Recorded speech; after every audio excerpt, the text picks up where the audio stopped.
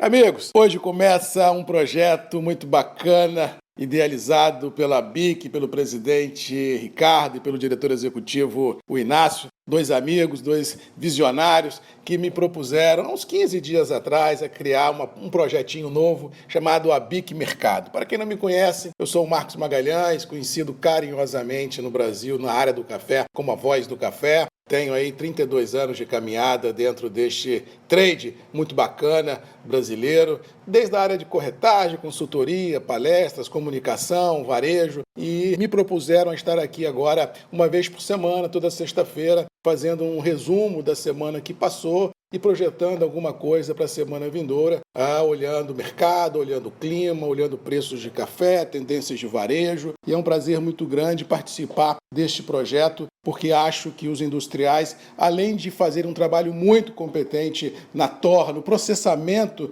do café e levando ao varejo, também precisam ter noções mais claras de mercado para a gente saber as tendências que o mercado de grão tem pela frente para a gente conseguir maximizar as nossas operações e, quem sabe, ter mais tranquilidade nas operações rotineiras. Por falar nisso, vamos começar a semana marcada por grandes emoções, como disse para um amigo, haja coração! Tivemos emoções climáticas, emoções políticas, emoções cambiais, que de fato e de direito, de direta ou indiretamente, vem impactando o negócio café na sua rotina, julgando os preços da nossa matéria-prima para níveis firmes, para níveis até então bem interessantes, principalmente na visão do produtor, já que os níveis lá na roça estão bem remuneradores, se nós olharmos assim um passado de 12 meses. Ou seja, está certo que os custos se elevaram, está certo que temos um dever de casa gigantesco no interior para resolver no setor produtivo, mas se nós olharmos friamente, com o pé no chão, o que nós ganhamos em reais nos últimos 12 meses, foi muito interessante para todas as qualidades, e isso olhando o produtor, graças claramente a uma melhora das bolsas e também do dólar. E essa semana não foi diferente, a volatilidade tomou conta de tudo e todos. Vamos falar primeiro do clima, o inverno que vinha caminhando dentro de um cenário de temperaturas amenas, em grande parte do cinturão produtivo, de temperaturas assim, que vinham a impactar as lavouras, porque com a ausência de chuva você deixa algumas regiões de Minas Gerais assim reféns, e o outro fator, a baixa umidade relativa do ar. Só que essa semana o cenário mudou por completo. A gente teve uma semana onde uma grande massa de ar polar entrou no Brasil, à frente dela tinha uma massa de ar fria, de chuva, mudando drasticamente o cenário em grande parte do sul e do sudeste do Brasil. Inclusive, em algumas regiões do sul do país, nada de café, mas em algumas regiões do sul do país, serras gaúchas, serras catarinenses, tiveram ocorrência de neve, as temperaturas caíram muito, mas até então não se tem relato de danos em lavouras cafeeiras e, ao que parece, os próximos dias à frente deverão continuar a ser frios, mas não acredito, pelos mapas que eu acompanho, pelas conversas que eu venho tendo, que a gente possa vir a ter trauma em regiões cafeeiras. Ou seja, o clima vai ficar adverso, mas assim, nada que possa macular ou inflacionar ainda mais as cotações internacionais do café. Eu acho que a gente vai ter pelos próximos dias muito mais ansiedade do que perda de fato e de direito em função da frente fria que sobe no mapa. Outro fator que também roubou a cena essa semana foi o fator cambial, já que nós tivemos nos últimos 7 dias em Brasília uma temperatura elevadíssima da água, como diz o outro, política, desde semana passada, quando houve aquele embate entre a equipe econômica, o executivo e o legislativo sobre o rompimento ou não dos tetos de gastos, e no decorrer da semana o Senado derrubou um veto presidencial e, por outro lado, a Câmara votou a favor do veto, e assim, esse disse-me-disse, essa bateção de cabeça em Brasília fez com que as cotações do dólar alçassem voos a níveis inimagináveis. Vamos lembrar que a semana começou com um dólar lá de 5,30 e estamos terminando a semana com um dólar de 5,60. Para a semana que vem, eu acho que a gente tem esse novo normal no câmbio, ou seja, níveis acima de 5,50 sendo prevalecidos, até que de fato e de direito a gente possa vir a ter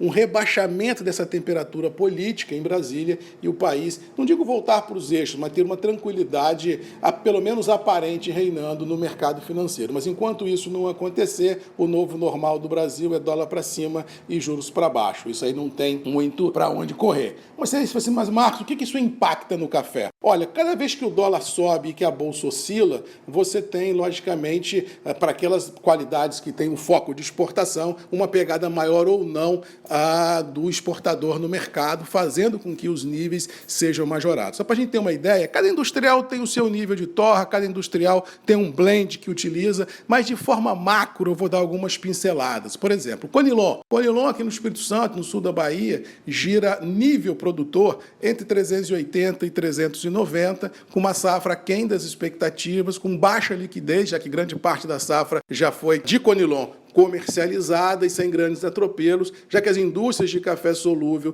ficaram muito ativas no mercado em função dessa pandemia global e o aumento do consumo doméstico de café globalmente falando, então Conilon fluiu. Tivemos recordes de embarque de Conilon no Espírito Santo, o que ajudou a fomentar os níveis internos do café. Marcos, com relação ao Conilon e o café mais fraco do Conilon, tem uma diferença muito grande com relação aos bicas corridas? Não tem, porque geralmente um café de tipo 8, 400, 500 defeitos, ele tem mais ou menos a mesma aplicabilidade no setor industrial, ou seja, a diferença de preço de um café muito bom de Conilon para um café intermediário é muito próximo. Existe a diferença? Existe, mas ele é muito próximo uma da outra, deixando com que os níveis de Conilon tenham uma certa sustentação. Marcos, e no caso do Arábica? No Arábica é um pouco diferente. Nós temos aí, de maneira macro também, para cada industrial tirar a informação e aí analisar o seu negócio dentro de casa. Café Rio, nós estamos falando que pode oscilar de 380 a 400 reais,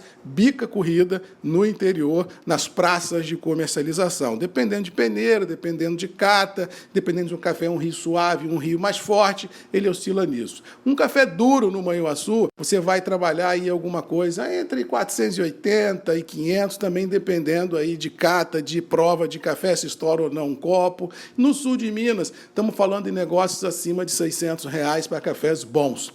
Mas, Marcos, e o café mais fraco do Arábica? Como é que fica? Olha, a Arábica tem uma realidade um pouco diferente. Nós tivemos uma safra boa de Arábica no Brasil esse ano, acima do que foi colhido ano passado. Os armazéns no sul de Minas, no leste de Minas e no Espírito Santo, que trabalham com Arábica, estão abarrotados de café. Tem filas aí de 5, 6, 7 dias para descarregar um caminhão, ou seja, a safra flui, mas não flui na velocidade e na tranquilidade que fluiu a do Conilon. Ou seja, e outro fator também no Arábica que tira um pouco o sono da galera foi que, em função da pandemia, algumas operações, principalmente de cafés muito finos na exportação, de cafeterias, café ligado a boutiques de café, isso ganhou assim uma mansidão muito grande, porque o comércio ficou fechado e, bem ou mal, essa demanda ficou represada. Tivemos também alguns problemas pontuais em alguns operadores lá fora, que fez com que alguns embarques fossem atrasados, ou seja, congestionou a operação do Arábica e isso fez com que o Arábica não tivesse, como diz o outro, a fluidez que tem o Conilon. Com relação, como diz o outro, as margens de diferença entre um café muito bom e um intermediário de Arábica, elas são muito grandes. Primeiro porque a safra é muito grande de Arábica, se olharmos o Conilon. E, diferentemente também do Conilon, você tem no Arábica aplicabilidades diferentes. Ou seja, de um café muito bom para um café, um subproduto desse café muito bom, nós vamos ter um diferencial que pode chegar a 50, 100, 120 reais em saca, dependendo de como isso for operado. Ou seja, aí que está o gancho que pode atentrar alguma coisa. Mas, com detalhe, as indústrias, de uma forma em geral, têm ficado muito ativas no mercado, principalmente para cafés melhores. Como diz um amigo, a indústria subiu a linha de corte, ou seja, subiu a ripa, e aí não tem assim se sujeitado a comprar cafés muito fracos, ou seja, essa postura da indústria sabiamente subir o sarrafo da compra fez com que realmente esse diferencial se alargasse e isso faz com que exista, no caso específico do Arábica, uma diferença de preço bem grande se nós analisarmos um café bica no interior, um café de exportação para um café intermediário. Mas, no todo, acho que os níveis de preços praticados, tanto no Conilon quanto no Arábica, independente se é um café intermediário ou se é um café bom,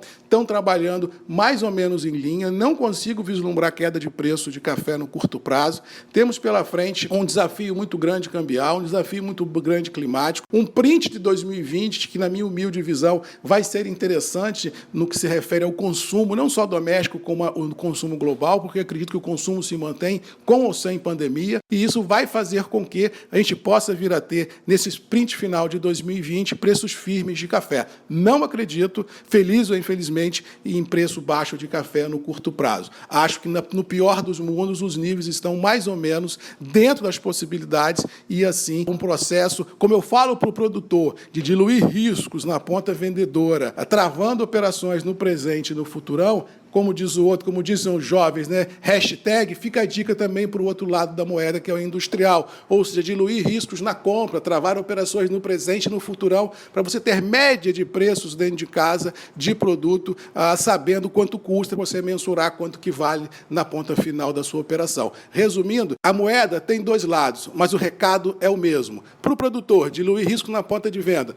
Para o outro lado, exportador industrial, diluir riscos na ponta de compra. Ou seja, se nós acertarmos na média do blend, é um sucesso dentro de um mercado desafiador, como é o café, e dentro de um ano de 2020, como eu sempre brinco com os amigos, que não é um ano para amador, também desafiador, olhando todos os desafios de pandemia, de consumo, de clima, de dólar, de geopolítica. Ou seja, se nós conseguimos passar vivos, que vamos conseguir, e adentrar o 2021 fazendo média de preços, acertando, como diz o outro, o nível nos blends de preço, eu acho que é mais ou menos a melhor postura que o industrial, a exemplo do que eu falo para o produtor, tem que seguir. Eu acho que aquele que aposta todas as suas fichas num jogo só, seja na compra, seja na venda, pode se machucar em curto espaço de tempo. Volatilidades não faltarão. E, por isso, esse fluxo, essa média de preço, essa diluição de riscos, tanto na compra quanto na venda, tem que ser o lema, o mantra do industrial daqui para frente. Fica aqui nosso primeiro briefing, nosso primeiro resumão da semana. Sexta-feira que vem você tem um encontro marcado comigo, aqui, a BIC Mercado, Marcos Magalhães. Parabéns, presidente Ricardo, parabéns, Celire Inácio, diretor executivo da BIC, pela pegada, pela ideia. É isso que faz, conversar, ligar os pontos, é isso que faz a gente ter uma luz no fim do túnel, mas com certeza um setor forte, com certeza